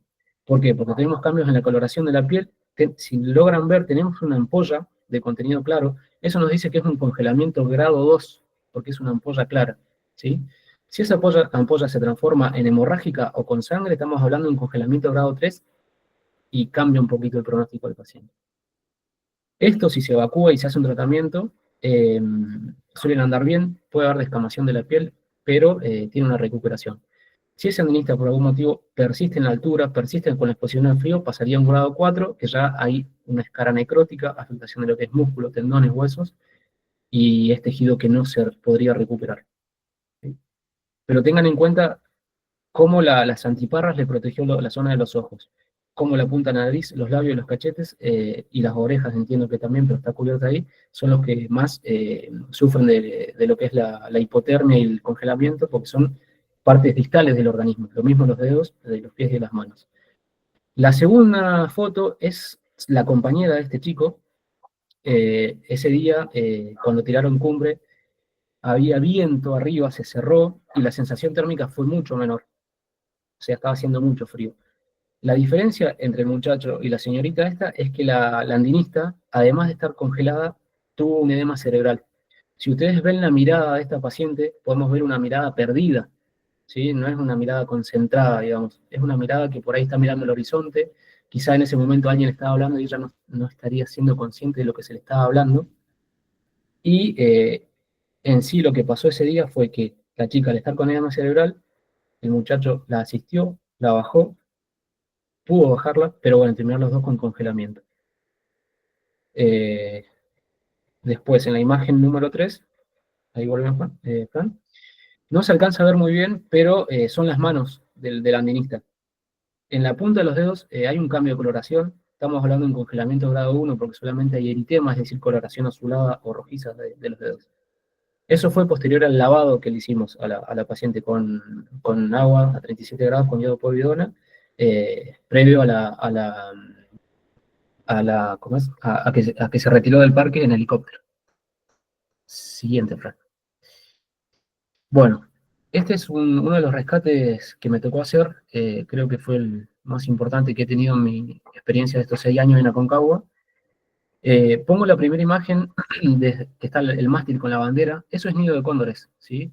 A los 5.500 metros. Debajo de la bandera se ve la cumbre de la Aconcagua, ¿sí? Que está prácticamente a 6.000, casi a los 7.000 metros. ¿Qué pasó? Había un grupo de andinistas que estaba tirando cumbre, ese fue un día espectacular, había solcito, había poco viento, pero habían venido unos días previos con nevadas y heladas importantes, había mucho hielo arriba, entonces se abrió la ventana y nos fuimos todo para arriba. Tuve la posibilidad y la oportunidad de ir con un compañero, con el Nahuel Ponce, que es de la patrulla de rescate, la verdad un andinista súper fuerte y copado. Salimos tarde, empezamos a caminar hacia la cumbre desde Nido de Cóndores aproximadamente a las 7:30, 8 de la mañana, porque la idea nuestra era llegar pasado el mediodía a la cumbre y cerrar el cerro. ¿Qué significa cerrar el cerro? Empezar a bajar andinistas, a arriarlos para abajo, es decir, que nadie se quede arriba sin que nosotros lo viéramos. Entonces la idea era hacer cumbre más o menos al mediodía como para bajar a todas las personas porque iban a ir un montón de gente para arriba. ¿Qué pasó? Cuando íbamos llegando a Independencia, que más o menos está a los corregime Ricardo, no recuerdo bien, 6.500, 400, 6.500 por ahí, recibimos el llamado de que cerca de la cueva, en la parte del gran acarreo debajo de la cumbre, un andinista se había sentado, al momento de pararse se mareó, se resbaló porque había mucho hielo y empezó a rodar por todo el gran acarreo este que se ve con nieve y cayó más o menos unos 100 metros. Y lo veían a lo lejos tirado sin moverse. Inmediatamente bajaron 2 o 3 guías y un andinista, fueron 4 los que bajaron a asistirlo. El paciente respiraba, tenía pulso, según la información que iban tirando en la radio, que se escuchaba, tenía un sangrado importante en lo que es el cráneo, y estaba prácticamente en el piso. Como nosotros íbamos por Independencia, llegamos a una parte que se llama Partezuelo del Viento, antes de empezar la travesía en dirección a la cueva, y nos tiramos en dirección a lo que es la zona de la nieve, en dirección a donde estaba el andinista, ¿no? Cuando hicimos contacto, después de 1 hora de larga caminata con nieve hasta las rodillas, pudimos identificar que el andinista estaba con un politraumatismo grave, tenía fracturadas las 2 muñecas, el Rolex que tenía en la muñeca estaba manchado con sangre, tenía una herida tipo scalp en el cuero cabelludo, que cuando le sacamos el gorro, se levantaba el cuero cabelludo y se le veía el cráneo, los huesos del cráneo, tenía fracturado la pierna derecha y respiraba con dificultad. Afortunadamente uno de los guías llevaba una cuerda, lo atamos como pudimos y lo empezamos a bajar arrastrándolo por la nieve, ¿sí? Corríamos el riesgo de que hiciera hipotermia, de que si tuviera una hemorragia interna se muriera por hipovolemia, y para todo esto ya desde abajo, desde Plaza de Mulas, mediante el helicóptero, se iban subiendo gente de la patrulla de rescate con guardaparque hacia Nido de Cóndores, que son los 5.500 metros. Todo esto en simultáneo. Después, cuando los chicos empezaron a subir con la camilla step, que es la imagen que vemos abajo a la izquierda, todo fue diferente, ¿no? Pudimos pasarlo a la andinista arriba de la camilla step, y eso arrastrándolo para abajo, agarrado entre 4 o 5, va muy rápido. Ahí nos hizo la diferencia y llegamos bastante rápido a lo que es el refugio de patrulla de rescate ahí en Nido de Cóndores. Estabilizamos al paciente, le pusimos oxígeno, pudimos colocar la medicación, en eso le colocamos dexametasona, Reliberan y un ketorolac, si era lo que teníamos a mano. Le pusimos una vía venosa periférica para tener permeable, le sacamos la ropa, imagínate que adentro del sucucho ese que se ve en la imagen superior a la derecha, éramos 10 más o menos adentro, arriba de la mesa donde comíamos, había sangre, había plumas, porque tenía una chaqueta de plumas que se la tuvimos que cortar, así que fue un despelote prácticamente. Pero bueno, por suerte el clima, había viento, el piloto se animó a posar en Nido de Cóndores, lo pudimos cargar y lo pudimos evacuar hasta Horcones, donde nos estaba esperando una ambulancia del Servicio de Emergencia Coordinado de Mendoza, donde tuve la posibilidad de trabajar 2 años y medio, donde lo pudimos estabilizar al paciente, le hicimos una intubación orotraqueal con un tubo que se le coloca en la garganta, le pusimos vasopresores, que es noradrenalina para aumentar la presión arterial, y lo derivamos en código rojo hasta Uspallata. Siguiente, Fran. El trabajo de los chicos, de nosotros que estuvimos ese día, dio la posibilidad a que Pascal, este francés, estuviera 20 días después despierto en Francia con su esposa. Y si podemos ver, no se ve muy bien, pero en lo que es el cuero cabelludo, tiene los hilitos todavía de la herida que se le suturó. Y si le vemos el dedo gordo, tiene vestigios de lo que fue un congelamiento en las manos. A este señor se le amputaron las falanges distales de los dedos medios y índice izquierdo y del derecho también. Tuvo contusión pulmonar, tuvo un TEC grave, tuvo fractura en miembro inferior izquierdo, derecho, perdón, y sobrevivió. Por el trabajo que se pudo hacer en conjunto con Patrulla Rescate, Servicio Médico, Guardaparque, guías, porters y todos los que participaron ese día. Sí, una más, por favor, Fran. Por ahí nomás. La verdad que me apuré un montón como para que nos alcance el tiempo y que no sea tan tedioso, ¿no? No mucho más. Si hay dudas, preguntas, lo podemos conversar ahora y nos sacamos las dudas que podamos, ¿no? Bueno, Guillermo, muchísimas gracias, espectacular. Gracias, Fran, también por la primera presentación. Impresionante, como siempre, la verdad que clase a clase venimos teniendo unas charlas que son espectaculares, así que un lujo. Bueno, no sé cómo entrarle, yo quizá, no sé si quieren leerlo ustedes mismos o si quieren, Guillo o Fran, que medio que las vayas ordenando las preguntas que hay en el chat. No son Bien. tantas, pero hay preguntas más, viste, de nutrición, de esto, están un poco mezcladas. ¿Quieren entrarle ustedes? ¿Querés que...? Como quieran. Como sea. Ujú. Bueno, A mí me da leo igual. voy leyendo y vamos viendo a ver cómo respondemos. Dale. Hay una pregunta de Marce para Francisco, que ya hace rato, fue una pregunta 8:30 que hizo, que decía si recomendás un desayuno con alto contenido proteico. Te Sí, tiro todas las de nutrición, para así vamos todas juntas. Después, Gustavo preguntaba si es recomendable una dieta controlada previa. Uno podría adicionarle algunos elementos para tener disponibles en la aclimatación. Es una pregunta. Después, Mónica pregunta en lo que se refiere a hidratos de carbono y proteínas, ¿qué aconsejás comer más al mediodía y qué a la noche? Y te tiro esta de agua. Lorelei pregunta si para potabilizar podríamos llevar un gotero muy pequeño con lavandina, como un envase de gotas, digamos, para ojo, un goterito como para tratar el agua. Vamos con esas 4 que son medio de nutrición, agua, ¿te parece? Sí, perfecto. ¿Tengo que estar con la cara visible o no es necesario? Así Como quieras, como quieras. Si querés poner la cara está bueno, pero no pasa nada. ¿Sí? pongo la cara, así Dale. se me ve un poco más. Así leía bien las preguntas. Bueno, respecto a la pregunta inicial que relata sobre el desayuno, sobre el desayuno con alto contenido proteico. Sí, se recomiendan más proteínas y también hidratos de carbono más complejos. Los más simples se intentan hacer para el mediodía y la cena mayormente. Lo que, al ser de un poco más lento el metabolismo en lo que tengo entendido, planteaban esta propuesta de alimentación, un poco más rico a la mañana. Y y después más simples, monosaturados, y eso también sí, hidrato de carbono simple. Respecto a Fran, la ¿te otra puedo pregunta, preguntar cuáles serían ejemplos de simples y complejos? Porque yo por lo menos no los tengo como después, ejemplitos. después lo comparto. Dale, porque también me están haciendo una marca personal para irme a dormir y se me complicó con los hijos. Perdón. Eh, se acuestan a 8:30 los que. Respecto a lo que es la dieta controlada previa.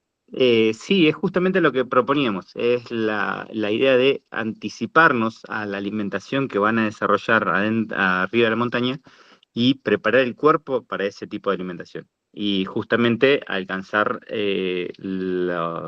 la base tanto de depósitos de hierro como depósitos se me escapó la palabra. Eh, Ayúdame, Guille, me sale de glucagón, pero no, glucógeno, ahí está, glucógeno muscular y hepático. Eh, pero mayormente es eso, es ir preparándose el cuerpo. De nuevo insistimos en no probar comidas nuevas o improvisar respecto a las metas nutricionales estando arriba, porque posiblemente entramos en un déficit calórico que conlleva un montón de riesgos. Respecto a, vamos a repasar de nuevo, la de Jorge, que dice, manda presentación, no hay problema. Eh, y no sé si había algo más para mí. Está esto de que aconsejas Ah, comer más al mediodía de la noche y la de las gotitas de lavandina para el agua. bien. La de las gotitas para la lavandina, la forma de traslado de la lavandina la pueden utilizar de la forma que prefieran. Si son esas, no hay problema. Tienen como contra que si se aprieta mucho o si complica un poco más, eh, daña prendas y es bastante nocivo, vamos a decirlo, para dónde la estás llevando. Respecto a lo que es la conservación, tengo entendido que no conviene ponerlas al riesgo de congelamiento. Lo mismo con otros de los líquidos que había dicho, las gotas de hexametasona y las gotas oculares. Después, respecto a lo que es la lavandina, sí, es una gota por litro de agua. Se la deja 30 minutos y podés consumirla sin inconveniente. Lo mismo las pastillas potabilizadoras también, se tienen que dejar un tiempo, creo que ya lo hablaron en un momento. Respecto a hidrato de carbono, proteínas al mediodía de la noche. Mira, sinceramente, no te voy a mentir, no sabría preferencia sobre uno u otro. El objetivo nutricional es lo importante y sí esto de en qué cantidades y también qué es lo que vas a desarrollar. Respecto a las recomendaciones que me han dado, ahí Guille, por favor, complementalo esto también, es también a qué hora se sale y a qué hora se come. Algo que quizás no se está preguntando, no se está planteando es en qué horarios mayormente se desayuna. Muchas veces lo que se recomienda es una salida anticipada para llegar temprano. Mayormente estamos hablando de una llegada a un refugio o a un objetivo específico cerca de las 3 4 de la tarde como mucho, digamos, no tan tarde, porque no solamente existen más riesgos, sino de oscuridad, de otros problemas, sino que también es para que el cuerpo tenga una buena recuperación, un descanso, que hay que considerar el descanso como parte de la recuperación para el desarrollo muscular y rendimiento muscular. Y yo lo que sugeriría sería esto de descansar un poco, ya si se puede una siesta. A nosotros en el Lanín, por ejemplo, llegamos también a las 4 de la tarde más o menos al segundo refugio y descansamos, cenamos a las 8 o 9 de la noche y salimos a las 3 de la mañana, por ejemplo, para hacer la cumbre, el ataque a la cumbre. Eh, pero, como te digo, si se puede cumplir el objetivo de las recomendaciones nutricionales para tu situación, sí, sería lo ideal. Si comes lo mismo al mediodía y a la noche, hay que ver en realidad si tenés el tiempo para dedicarle a sentarte, a comer tranquilo y la recuperación después de la comida. Si obviamente haces una comida que tenga más carne, por ejemplo, pues empanadas, que muchas veces se recomienda ese tipo de comidas quizá para cuando uno lo pueda preparar en su casa, es más probable que tengas que consumir menos cantidad que si lo vas a comer en la noche y la recuperación. Pero en lo que tengo entendido, como te digo, no es que hay algo relacionado a algo extra, si siempre en cuando tomamos en cuenta la comida de la marcha para alcanzar los valores de glucemia y glucógeno de depósito para el rendimiento. Fran, por ahí para agregar algún dato extra, la verdad que varía la alimentación en cada individuo, ¿no? A medida que uno va yendo más alto, el apetito suele variar un montón. Hay anorexia, es decir, no hay deseo de comer, todo lo que comemos nos cae mal, tarda más en digerirse. Hay una ley física, yo no soy físico, me la acuerdo de memoria solamente, que es la ley de Boyle-Marriott. A medida que hay más altitud, hay menos presión y los gases se distienden. Entonces, evitar lo que son las comidas que nos hinchan, todo lo que nosotros digamos, che, no voy a comer esto porque termino hinchado, bueno, en la montaña te vas a hinchar el doble, ¿sí? Lo mismo, muy importante, que nos suele pasar mucho, arréglense los dientes y las muelas antes de ir a la altura, ¿sí? Una tapadura que quedó airecito adentro de la muela, en la altura, hace así, se distiende, se rompe y comprime el nervio. Y un dolor de muela nos puede, perdón la palabra, nos puede cagar la cumbre, ¿sí? Nada, eso. Che, una cosita que menciono por el tema de la potabilización, y veo que está Marce también ahí, capaz que me podés ayudar, Marce. Yo digo, entre llevar un gotero de lavandina y llevar unas pastillas de potabilización, yo haría esa pequeña inversión que la verdad que no es caro. Hay unas pastillas, no es por citar un nombre de una marca que tenga una preferencia, pero se llaman Piam, por ejemplo, se hacen acá en el conurbano, bastante baratas, le pones una pastillita, más o menos a las media hora, te potabiliza 3 litros. O sea, eso digo, como que es muy útil, uno la lleva, terminás tirando la mitad de las pastillas porque se vencen antes de usarla. Un frasquito te da algo así como, no me acuerdo bien, pero 500 litros. Entonces, como por ahí está bueno como inversión. Ahora, ojo porque eso potabiliza frente a agentes biológicos, digamos, ¿no? Cuando vos tenés un agua que tiene, no sé, por ahí puede estar estancada o tiene caca de un animal o lo que sea, pero la carga mineral, y acá te miro Marce, en algunos lugares, por ejemplo, Guille, Fran, en la zona Puna, vienen muy cargados, entonces no todo el agua uno la puede tomar así tan livianamente, y tampoco es fácil saber qué agua sí, qué agua no. Lo mejor siempre es apoyarse un poco en la gente local, los vaquianos que conocen, que te van diciendo hay una vega, que está bueno, esto y lo otro, pero bueno, hay algunos lugares que conozco, por ejemplo, de Jujuy o de San Juan, que el agua no la podés tomar, no la podés tomar porque vas a una diarrea por exceso, no sé, de algún mineral o eso. Entonces ahí ojo con eso también, como... El tema es que tampoco uno va a andar con un cuco y decir, bueno, no sé qué hago así, ¿no? Voy a hacer un estudio de laboratorio, ¿no? Que sale una fortuna y claramente no, pero digo, como para tener en cuenta eso también, que no es lo único el tema de las bacterias, no sé, coliformes, que uno le pone las pastillas para evitar eso, hay otros temas. No sé, Marce, eso si vos lo tenés más estudiado. Marce es geólogo, les cuento, por ahí si no estuvieron en la clase pasada. No, pero acá más que geólogo montañista, lo que pasa es que la experiencia en geología es que, la dijiste vos, hay que tratar de hablar siempre con un vaquiano, con un lugareño, o que te diga, donde crecen este tipo de pastos, Claro. ahí no tome agua. De hecho, he trabajado, por ejemplo, en precordillera y donde no tomaban las mulas, más vale que uno no tomaba. Eso va. Y después hay que averiguar también un poquito si por donde uno va a andar hay yacimientos minerales, dónde están ubicados, si hay una mina, una explotación, porque seguramente si el agua pasa por ahí, hay algún curso, va a arrastrar de todo, y sobre todo sulfato, si arrastra sulfato ya sabemos el efecto, ¿no? O hay una yesera, ¿no? No hace falta que haya una explotación minera. Uno le dice, sí, aquello es yeso. Y bueno, hay que tener mucho cuidado si uno toma de esa agua que viene por un lindo arroyito, ¿no? Porque después lo va a padecer. Es eso, que es un poco, hay que cuidarse, saber un poco cómo irse cuidando de lo bacteriológico y del contenido mineral y, bueno, y nada más. Como detalle respecto también a lo que es lo bacteriológico, una recomendación también es cómo cargamos agua desde la botella. O sea, no solamente que tenga la botella de pico ancho por el riesgo de congelamiento que evite, digamos, una buena hidratación si estamos en alta montaña, sino también esto de cuando agarramos un curso de agua, no tomarla, no cargar la botella a contracorriente, simplemente apoyando la boca en el canal del agua. Lo que me han recomendado es intentar, si da la profundidad, hundir la botella directamente con el pico hacia abajo lo más profundo posible, sin llegar a mover las partículas del piso, y dar vuelta rápido hacia arriba. Eso cargaría a buena velocidad el agua y evita las partículas y las bacterias que están más en la superficie.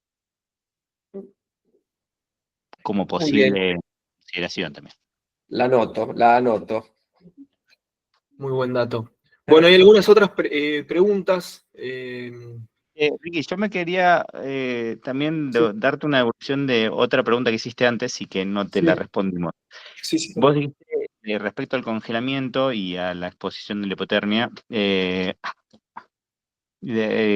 habías dicho el tema del termómetro.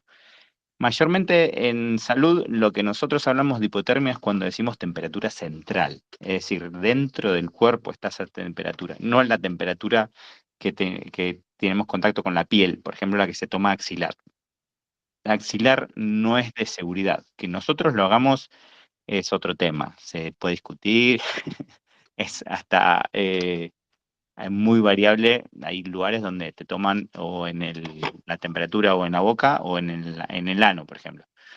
Pero sí existen lo que llamamos termómetros epitimpánicos, por ejemplo, que toman la temperatura inferida dentro del canal auditivo externo y es una de las temperaturas que podemos acceder como posible temperatura central. El más fidedigno, en lo que tengo entendido, corregime, Guille, si hay otro más, pero tengo entendido que es uno que se llama transesofágico, que se coloca directamente a través del esófago, a mitad del esófago, y ahí le tomás la temperatura, como decir qué grado de hipotermia tenía. En ese momento podemos decir si tenía una hipotermia severa de, no sé, 28 grados, menos 28 grados de temperatura corporal, pero no por la parte externa, de ninguna forma. Y como detalle quería mencionar algo del tema de la hipotermia, es muy importante el tema el paso entre paciente con hipotermia que tiembla y que no tiembla. Estamos hablando de 35 grados de temperatura versus 32, 31 a 28 capaz. Entonces, cuando se activa todavía el mecanismo de conservación del calor con la hipotermia y todo, el temblor es algo positivo. Si de pronto vemos que está quieto y además no se mueve, lamentablemente es un factor de riesgo. Factor de riesgo no, un criterio de mayor riesgo. Buenísimo, Fran, espectacular. Eso de los temblores me lo habían marcado bastante. Como que cuando ya se pierde no sé si es como un acto reflejo o qué, ¿no? Pero cuando deja de estar presente, síntoma de gravedad, hay como una señal.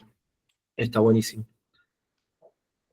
Bueno, Guille, hay una pregunta que es un poco molesta, por lo general estuvo bastante en debate el año pasado con lo que pasó en el Cerro del Plata, creo, ahí con el abogado, contador que se perdió. ¿Quién afronta los rescates? Puede llegar a abrir una polémica muy grande esto, Sí. pero bueno, es una pregunta fáctica, no te está preguntando quién paga ese helicóptero. Bien, Aconcagua particularmente está lleno de estas preguntas, ¿sí? ¿Por qué el servicio médico, UPRAM, que es los rescatistas, y los guardaparques cobramos en pesos, y por qué el resto cobra dólares, por ejemplo, ¿no? Son muchas de las tantas preguntas que podemos hacernos ahora. La mayoría de los sandinistas, los que tienen plata, no estoy hablando de los latinoamericanos ni los argentinos, estoy hablando estoy hablando de los norteamericanos y de los extranjeros tipo europeos, vienen con Global Rescue, que es una de las aseguradoras más grandes del mundo, y que te cubre todo. Es decir, vos querés un vuelo porque te quebraste un dedo y te lo va a bancar. Ahora, ¿qué pasa con el administrador que no tiene seguro? Se evalúa. Si es un estado de salud que compromete la vida, por ejemplo, un edema agudo de pulmón, una fractura expuesta, una fractura común que no le permita deambular, o edema cerebral, un mal agudo de montaña grave o lo que fuere, se evacúa por parte del Parque Provincial Aconcagua que deriva de la provincia de Mendoza. Hay como vuelos en helicóptero destinados a esas personas que no pudieran pagar, ¿sí? Que quedarían liberados. Así que los pagaría la provincia de Mendoza en ese caso, ¿sí? Obviamente no todos los rescates van a ser en helicóptero. El rescate puede ser en mula, puede ser que te acompañe alguien a pie, y no necesariamente sí o sí tienen que salir en helicóptero ese administra. Que la mayoría de las veces sale, sí, pero puede ser a pie o en mula también.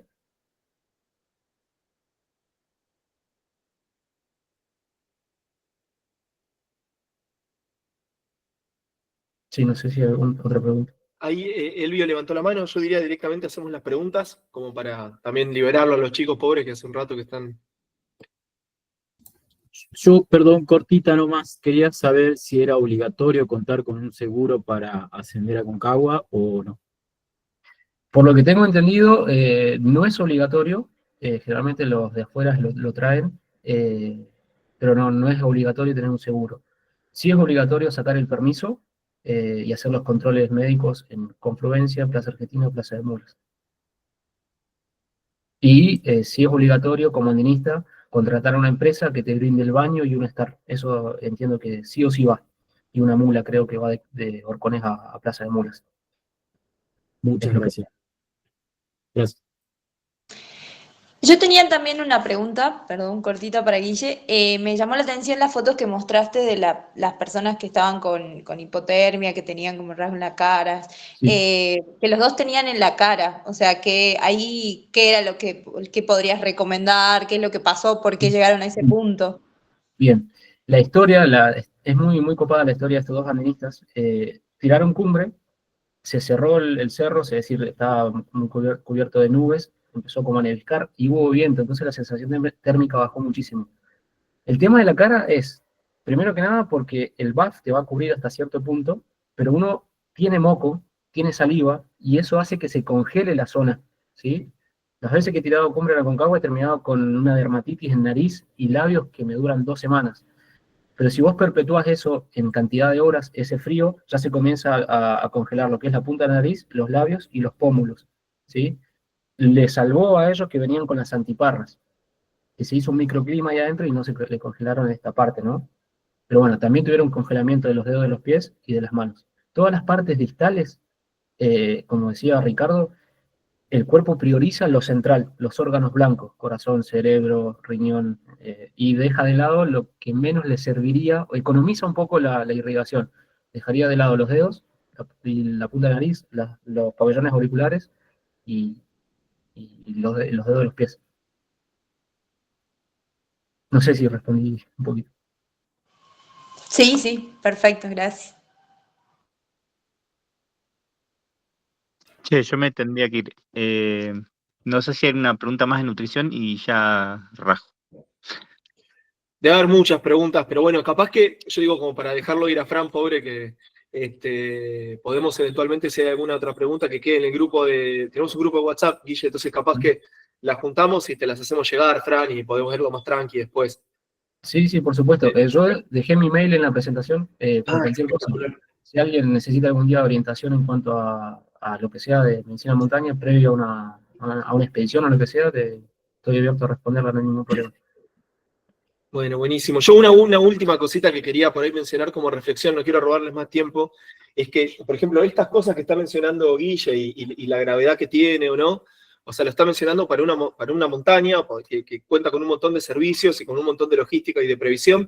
Después uno podrá renegar más o menos sobre la orientación que está teniendo, si es muy comercial, no, qué sé yo.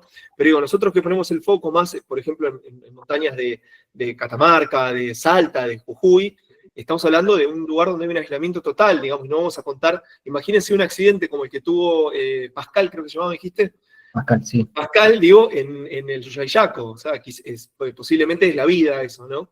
Eso, como para tomar un poco como de conciencia de no solamente esto, el frío, la falta de oxígeno, sino que accidentes puede haber en cualquier lugar, en algún punto es eso, ¿no? Es como algo que sucede, tiene una probabilidad de ocurrencia cada tanto, pero el agravante que tenemos de la dilación de que llegue una asistencia médica mínimo. Guille, tuvimos en la primera charla gente que ha trabajado como rescatistas en el Cachi, y bueno, y contaban lo artesanal que era, ¿no? Por ahí, entre que llegaba la noticia de alguien accidentado, 4 o 5 días hasta que finalmente lograban. Bueno, y eso es quizá la vida, ¿no? Nada, como para tomar un poco de conciencia.